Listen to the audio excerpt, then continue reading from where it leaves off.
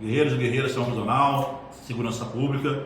Hoje aqui com a doutora Raquel, Sindipesp, estamos aqui traçando a nossa luta. Hoje já tive uma reunião com o Fórum Penitenciário, porque as maldades contra a segurança pública estão sendo impostas. Reforma administrativa em Brasília e agora esse projeto de lei 26, que acaba com a abonada, insalubridade e prejudica todos os servidores públicos e também a segurança pública. Então, aqui hoje numa reunião, amanhã estaremos na LESP para começar os trabalhos de articulação contra mais uma maldade do Dória. Doutora. E aqui a gente demonstra mais uma vez que a união continua entre todos os servidores públicos, principalmente da segurança pública, para combater essas mazelas que são impostas diariamente pelo governo, tanto no âmbito estadual como federal, e a gente vai combater mais essa situação que estão nos colocando para destruição por completa do serviço público.